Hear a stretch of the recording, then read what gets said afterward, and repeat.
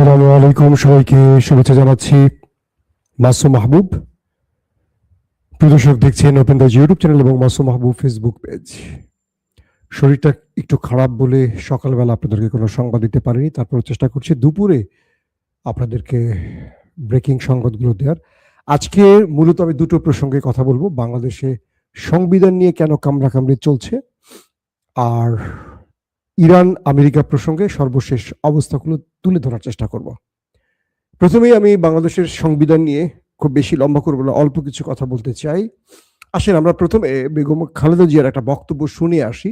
আজকে যে বিএনপি ক্ষমতা এসছে, সেই বিএনপির প্রধান নেত্রী, আপসী নেত্রী বেগম খালেদা জিয়া সংবিধান নিয়ে কি বলেছিলেন আমরা এক নজর শুনে আসি। এই সংবিধান হলো আওয়ামী লীগের একটি ইশতেহার। এই সংবিধানকে যেই দিন দেশ রক্ষা পেলে, তার এই গণতন্ত্র রক্ষা পেলে, এই সংবিধান হলো আওয়ামী লীগের একটি ইশতেহার। এই সংবিধানকে যেই দিন জনগণের সরকার আসবে, সেই দিন এই সংবিধানকে ছুঁড়ে ফেলে দেওয়া হবে। এই সংবিধান আপনারা যে বক্তব্যটি শুনলেন বেগম খালেদা জিয়ার একটি রাজনৈতিক জনসভার বক্তব্য। তিনি কি বলছেন স্পষ্ট আপনারা শুনেছেন, যে এই সংবিধান হলো আওয়ামী লীগের ইশতেহার, এবং বিগত 15.5 বছর ধরে এই সংবিধানের 14 গোষ্ঠী উদ্ধার করেছিল বিএনপি আর জামাত, এবং এই সংবিধান সংস্কার নিয়ে ইউনূস সরকারের আমলে কোটি কোটি টাকা বাজেট খরচ করে যে আলোচনাগুলো হয়েছিল, কমিশন গঠন করে সেখানে, এবং বিএনপির ফর্মুলায় যে গণভোটটি হয়েছিল, ক্ষমতায় বসে কেন যেন বিএনপি আর গণভোটের রায় মানতে চাইছে না, সংবিধান পরিবর্তন করতে চাইছে না।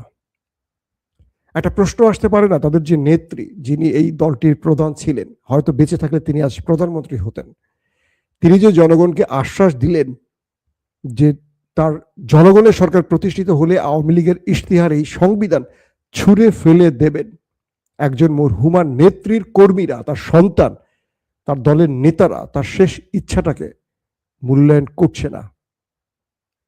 এত বড় বেইমানি বেগম খালেদা জিয়ার সাথে কি করবে বিএনপি? প্রশ্নটা আমরা রাখতে পারি। আমাদের গতকালকে পার্লামেন্টে, আমার যদিও বাংলাদেশের সংবাদ খুব কম দেখা হয়, বাংলাদেশের এই কুরাজনীতি আমার পছন্দ হয় না, তো পার্লামেন্টে কালকে অনেক সরকার পক্ষের কথা, বিরোধী পক্ষের কথা আমি সোশ্যাল মিডিয়ার মাধ্যমে টুকরো টুকরো অংশগুলো শুনেছি। আন্দালিব রহমান প্রার্থীর একটা বক্তব্য শুনেছি, পরবর্তী দেখলাম তিনি বেরিয়ে যাওয়ার সময় তারেক রহমান তাকে খুব খুশিভাবে আদর করছেন, তাকে তিনি মির্জা ফখরুল ইসলাম হাত বাড়িয়ে দিয়েছেন আন্দালিব রহমান প্রার্থীর কাছে। আন্দালিব রহমান প্রার্থী তার হাতটা ধরার সময় পাননি, কারণ তারেক রহমান তাকে উষ্ণভাবে আদর করছেন বা তাকে এই বক্তব্যের জন্য হয়তো বা উৎসাহ দিচ্ছিলেন, তাকে অভিনন্দন জানাচ্ছিলেন, সেটাতে সে ডগমগ ছিলেন। পার্থভাই একজন বেসিক্যালি ভদ্রলোক, মেধাবী রাজনীতিক, তার কাছ থেকে, কারণ সে আমার সাথে পার্সোনাল সম্পর্ক খুবই ভালো, খুবই ভালো মানে খুবই ভালো, আমরা একসময় অবসরে হিউজ আড্ডা মারতাম, কিন্তু তখন তিনি ছিলেন বিরোধী শিবিরের একজন অন্যতম মুখপাত্র, সংসদে আলোচনা বা ঝড় তোলা একজন নেতা। কিন্তু কালকে তার বক্তব্য শোনার পর আমার মনে হয় না যে এই পার্থভাই সেই পার্থভাই, তাকে আমি চিনি, বা তিনি যেটা রাজনৈতিক আদর্শ লালন করেন এটা আমার কাছে মনে হয়নি। আমার কাছে মনে হয়েছে তিনি রাজনীতি করতে এসছেন, রাজনীতি করবেন, মূলত জনগণের ইচ্ছা বা রাষ্ট্রের মধ্যে সংস্কার বা তরুণ প্রজন্মের জন্য যে আন্দালিব রহমান পার্থ একটা আইকন হবে, সে বিষয়গুলো তার বক্তব্যে পাইনি। তিনি বিগত সময় কি বলেছিলেন আসলে আমরা এক নজর দেখে আসি, আর আজকে কি বলছে সেটা তো আপনারা শুনেছেন।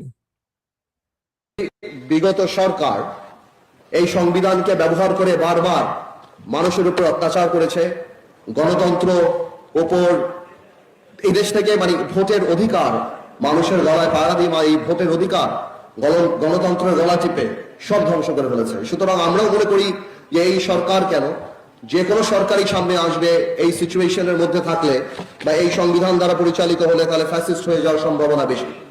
কিন্তু এর বাইরে আমি যেটা মনে করি যে যত দামি গাড়ি নিয়ে আসুন, যত দামি বাবুর্চি নিয়ে আসুন বা উপাদান নিয়ে আসুন, বাবুর্চি আর গাড়ির চালক যদি ভালো না হয়, তাহলে ভালো খানাও আপনি পাবেন না, সে গাড়িও গন্তব্যে যাবে না। আমি মনে করি সবার উপর সবার উপর মানুষ সত্য, ভালো মানুষটা থাকতে হবে রাজনীতিতে যদি সেই সংবিধানকে ঠিক মতো পরিচালনা করতে হয়। আপনি যদি খারাপ মানুষ নিয়ে আসেন তাহলে অবশ্যই যেই সংবিধানই আমরা দেই, মানুষের ইচ্ছার প্রতিফলন সেখানে কখনো হবে না।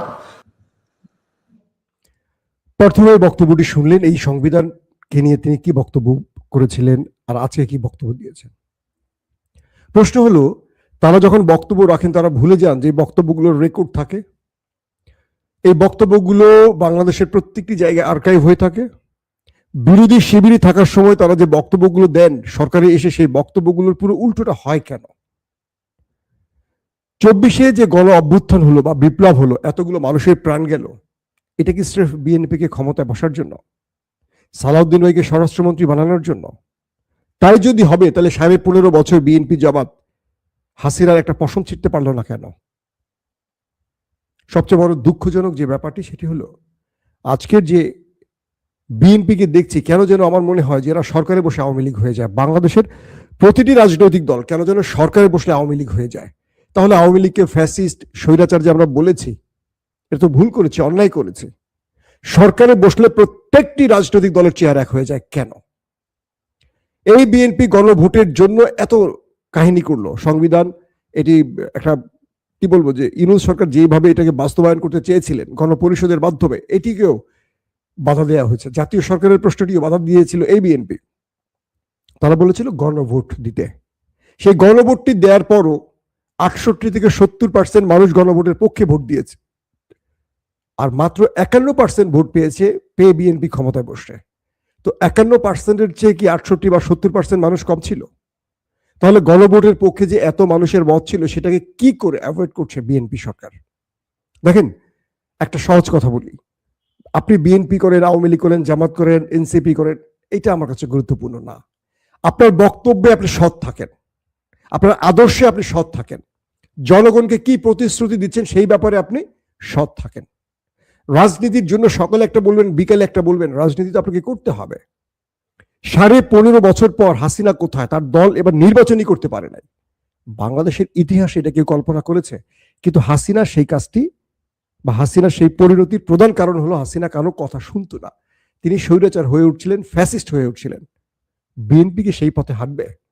তাহলে বিএনপি থাকুক না কয়েক বছর সরকার, সমস্যা নেই, তারপর চিরতরে মুছে যাক। এই কি বিএনপির লক্ষ্য?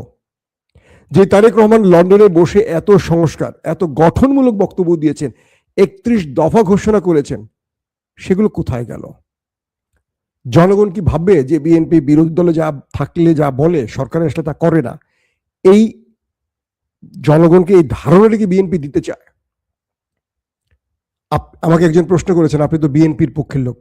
আমি বিএনপির পক্ষের লোক, কিন্তু নির্বাচনের পরের বিএনপির এই চিন্তা বা আদর্শের পক্ষের লোক নই। কারণ সততা না থাকলে সেই রাজনীতির গন্তব্য সঠিক জায়গায় পৌঁছায় না। বেগম জিয়া বা জিয়াউর রহমানের যে নির্দেশিত বিএনপি, আজকের বিএনপিকে সেরকম লাগছে না। এতগুলো মানুষের প্রাণের বিনিময়ে যে বিএনপি ক্ষমতায় বসলো, তারা ভুলেই গেছে 24-এ কিছু হয়েছে। একেবারে বেমালুম ভুলে গেছে তারা, হাসিনার পরিণতি একেবারেই ভুলে গেছে। এটা খুব অবাক বিষয় না?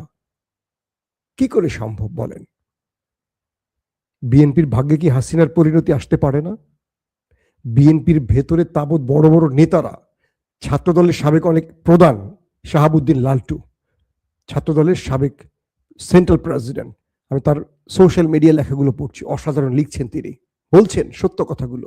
কারণ তিনি কানাডার মতো জায়গায় ডক্টরেট করেছেন। তার মস্তিষ্কের মধ্যে আধুনিক চিন্তা, রাষ্ট্র চিন্তা, জনগণের চিন্তা প্রবেশ করেছে। কিন্তু বাংলাদেশে যারা রাজনীতি করেন, তাদের উদ্দেশ্য একটাই, ক্ষমতায় বসবো, তারপর সারা জীবন নিজেই ক্ষমতায় থাকবো।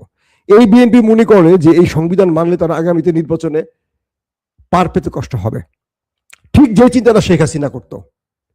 এই বিএনপিকে আজকে যা করছে, কেন যেন মনে হয় যে এগুলো ওপারের থেকে আরেকটি দেশের ফর্মুলা বিএনপি করছে।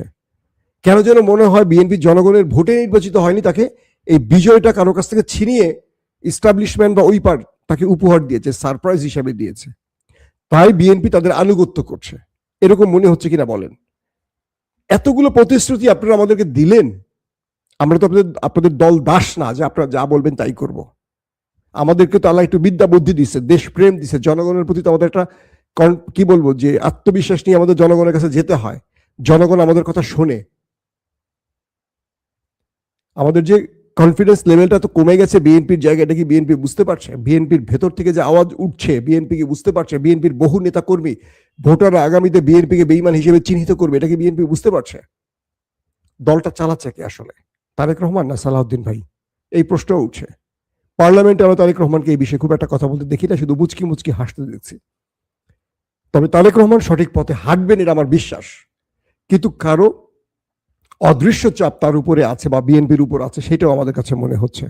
দিন শেষে বিএনপিকে এই সংবিধান, এই গণভোটের রায় মেনে নিতে হবে, কারণ হাসনাত আব্দুল্লাহরা ঘোষণা দিয়েছেন তারা রাস্তায় বা রাজপথে বড় আন্দোলন নিয়ে শীঘ্রই নামছেন। 2 তারিখে বড় আন্দোলন শুরু হতে যাচ্ছে আগামীকাল। এই আন্দোলন বিএনপিকে আবারও আওয়ামী লীগের পরিণতি ভোগ করতে যেন বাধ্য না করে, এটা বিএনপিকে অগ্রিম বুঝতে হবে। যারা বিএনপি করেন মাথা মোটা হয়েন না, দলটার চিন্তা করেন। দলটা এই বছর না, দলটাকে আরেক ট্রামে আসতে হবে, তারপরও টিকে থাকতে হবে। হাসিনার মতো পুরো দেউলিয়া হয়ে যেন না যায় বিএনপি, কারণ বিএনপিকে আমরা ভালোবাসি। দর্শক, আসি আমরা ইরান আমেরিকা প্রসঙ্গে। প্রথম যে খবরটি দিচ্ছি, ইরান সৌদি আরবে মার্কিন বেশ কিছু টার্গেটে ব্যাপক অ্যাটাক করেছে। আমি যে ফুটেজগুলো দেখেছি সেখানে দেখলাম যে মার্কিন বেজ বা ঘাঁটিতে এত বড় ম্যাসিভ অ্যাটাক করেছে যে শত শত হতাহতের খবর পাওয়া গেছে। ইরানের পক্ষ থেকে বলা হয়েছে 2 শতাধিক মার্কিন সেনা বা মার্কিন সংশ্লিষ্ট কর্তারা হতাহত হয়েছেন, 2 শতাধিক।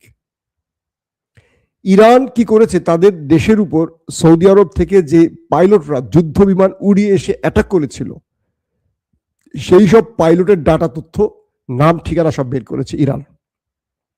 এরা কে কোন দেশে থাকে সেই তথ্য পেয়ে গেছে ইরান। এরপর সৌদি আরবের ভেতরে সেই পাইলটদের ঠিকানা ধরে ড্রোন এবং মিসাইল দিয়ে হিট করেছে ইরান। বুঝতে পেরেছেন?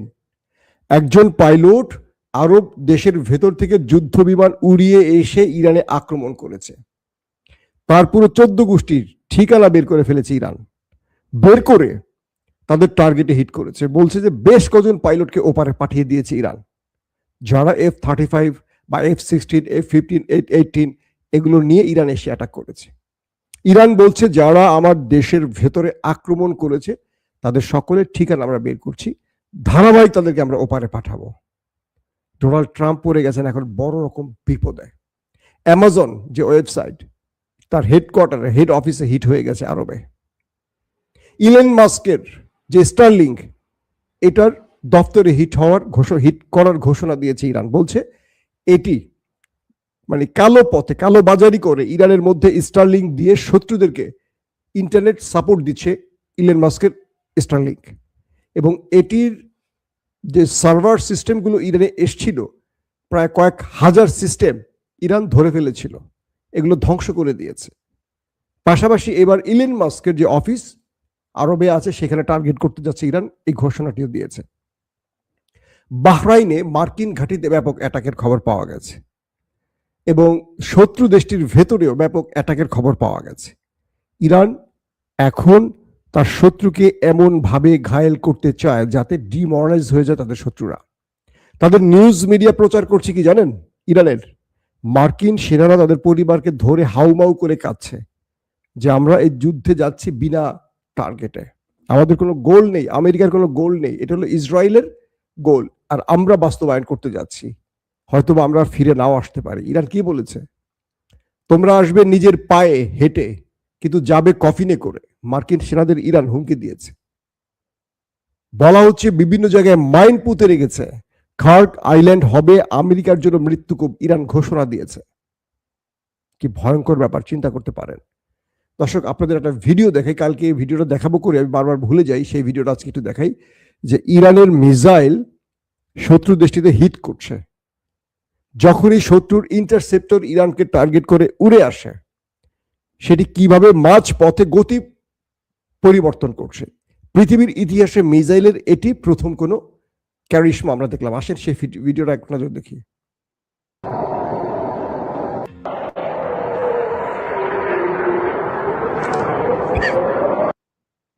আপনারা ফুটেজটা আবার খেয়াল করেন, উপর থেকে একটা মিসাইল আসছে, নিচ থেকে ইন্টারসেপ্টর আসছে। আমি আবার দেখাচ্ছি। হঠাৎ করে ওই মিসাইলটা সোজা চলে গেল ইন্টারসেপ্টর, ইরানের মিসাইলটা এসে সেখানে গতিপথ স্লো করে দিয়ে উপরে মোড় নিল। আবার দেখেন, এটা আসার কথা সোজা, এটা উপরে কিভাবে মোড় নিচ্ছে দেখেন।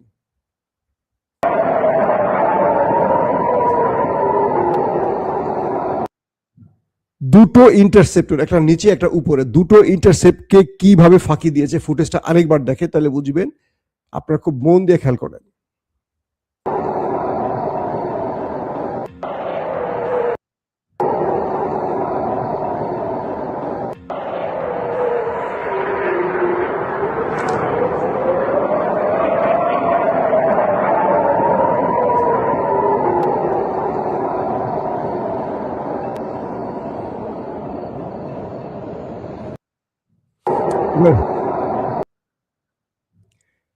মানে ইরানের এই মিসাইলটা দেখে পুরো পৃথিবীর মাথা হাত পড়ে গেছে। এটা কি করে পসিবল? এটা মাঝ পথে একটা রোবোটিক বা একটা কি বলবো রকেট সিস্টেমের, যেটার অগ্রভাগে থাকে ওয়ারহেড, পেছনে থাকে এটাকে মুভ করার জন্য, এটাকে নিয়ে দৌড়ে ছুটে চলার জন্য আলাদা সফটওয়্যার বা আলাদা মেশিন। এটা খুবই স্পিডে মুভ করে, হাইপারসোনিক স্পিডে অথবা ব্যালিস্টিকের যে আলো কম রেঞ্জ, কিন্তু অগ্রভাগে থাকে এটার ব্যালিস্টিক মিসাইল গুলো, যেটা শত্রুর টার্গেটে ধ্বংস করে।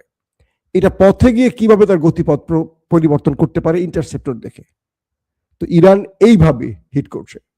সৌদি আরব আমেরিকাকে নিয়ে প্রশ্ন করেছে যে তোমার দেশ যে এতদিন গর্ব করে বলেছিল তোমাদের ইন্টারসেপ্টর দিয়ে সবকিছু ধ্বংস করা যায়, সব প্রতিরক্ষা করা যায়, তুমি এবার তোমার পাইলটদের রক্ষা করতে পারছো না, সেনাকে রক্ষা করতে পারছো না, তোমার ঘাঁটি রক্ষা করতে পারছো না, সিরিজ ইরানের ড্রোন মিসাইল এসে ধ্বংস করছে। তোমরা কি আমাদেরকে ফেক ইন্টারসেপ্টর দিয়েছিল? আদৌ এগুলো কোনো কাজ করে না। নেতা কাকুর দেশটির ভেতরে প্রায় ৮০-৮৫% হিট হয়ে যাচ্ছে। তার মানে ইন্টারসেপ্ট হচ্ছে মাত্র ১৫-২০%, তাও অনেক সময় হচ্ছে না, অনেক পার্সেন্ট 10% ইন্টারসেপ্ট হচ্ছে না। এখন ইরান যেখানে টার্গেট করছে সেখানে হিট করছে। এমন এক পরিস্থিতি তৈরি হয়েছে, ইরান এখন বলছে যে হরমুজ প্রণালী নিয়ে ইরান আরো বড় গেম করছে। আপনি জানেন যে পার্লামেন্টে বিল পাশ করে ফেলেছে ইরান, যে এখন থেকে হরমুজ প্রণালী অতিক্রম করতে হলে সবাইকে টোল দিতে হবে, আর এই টোল হবে ইরানের অর্থনীতির মূল ভিত্তির জায়গা। বুঝতে পারছেন? এখন ট্রাম্প কি বলছে জানেন? ট্রাম্প নতুন করে বলছে আমি আর ইরানের মাইর খেতে পারবো না, তোমাদেরকে ডাকছি, কেউ আসো নাই, আমি ২-৩ সপ্তাহের মধ্যে যুদ্ধ বন্ধ করে চলে যাব, হরমুজ টরমুজ ছেলে চলে যাব। এখন শুধু একটা বিজয়ের ঘোষণা দিতে চান ট্রাম্প, একটা কিছু চান যেটা দিয়ে ঘোষণা দিয়ে তিনি যুদ্ধ থেকে বেরিয়ে যাবেন, কিন্তু তার হাত পা চেপে ধরছে ইসরায়েল, যে তুমি চলে গেলে তো আমাকে মেরে তক্তা বানায় ফেলবে, তুমি যেতে পারবা না। আমেরিকার ইস্টাবলিশমেন্ট, আমেরিকার পেন্টাগনের জেনারেলরা এই যুদ্ধটা বন্ধের জন্য আপ্রাণ চেষ্টা করছে, কিন্তু ইসরায়েল দিচ্ছে না। ট্রাম্প আটকে গেছে ইসরায়েলের কবজায়। কি করবে এখন? যেটা বলছিলাম যে আজকে আরব আমিরাত, বাহরাইন, কুয়েতের মতো জায়গায় হিট হয়েছে, এবং সৌদি আরবে মার্কিন সেনারা, মার্কিন পাইলটরা কোন কোন বাসায় আত্মগোপন করেছে, কোন হোটেলে আত্মগোপন করেছে, কোন গোপন জায়গায় আত্মগোপনে আছে, সেখানে মিসাইল ড্রোন দিয়ে ইরান হিট করে আসছে। তাদের পুরো লোকেশন ইরানের কাছে চলে গেছে, তাদের অ্যাড্রেস ইরানের কাছে চলে গেছে। তারা আরব বা গালফ কান্ট্রির ভেতরে গিয়ে ড্রোন দিয়ে অ্যাটাক করে আসছে। বুঝতে পারছেন ইরান কোন লেভেলে খেলছে এখন? আমেরিকার সেনাবাহিনীকে পুরো হতাশ করে ফেলছে। তারা যেন এই মধ্যপ্রাচ্য থেকে দ্রুত কেটে পড়ে তার সব রকম ব্যবস্থা এখন ইরান করতেছে। মানে ইরানের মূল টার্গেট যে আমেরিকা যেন বাধ্য হয়ে মধ্যপ্রাচ্য থেকে চলে যায় ইরানের ধোলাই খেয়ে। এখন ইরান সেইভাবে তার কাজ বা তার কি বলবো কমিটমেন্ট দেখাচ্ছে বিশ্বকে। এখন ইরান আর কোনোভাবে আলোচনা করতে রাজি না। ইরান বলছে আমার শর্ত মেনে তুমি চলে যাও, তোমাকে আমাকে আর কোনো বিষয় বুঝিয়ে ঠান্ডা করতে হবে না। তোমাকে যেটা বলছে হরমুজ টোল আদায় করবো, তুমি আর নিষেধাজ্ঞা দিতে পারবা না, সব নিষেধাজ্ঞা প্রত্যাহার করতে হবে, গালফ কান্ট্রি থেকে তুমি ভাগো, আমার যে শর্ত তুমি মানো, দেন যুদ্ধ বন্ধ, অথবা তুমি কারো পাও ধরে হাত ধরে ইরানের সাথে আর সমঝোতা হবে না। আজকেও আব্বাস আরাকচি বলছে তোমাকে তো ওয়েলকাম করছি, ওয়েলকাম টু হেল, জাহান্নামে তোমাকে স্বাগত জানাই, আসো, আমরা তো অপেক্ষায় আছি তোমার জন্য। আসছো না কেন ট্রাম্প তোমার সেনাবাহিনী নিয়ে? ট্রাম্পকে নিয়ে, বিশ্বের পরাশক্তিকে নিয়ে ইরান কিভাবে টিপ্পনি কাটছে বুঝছেন? তার মানে ইরান আরো বড় সারপ্রাইজ দেখাতে অপেক্ষা করছে। আল্লাহ হাফেজ।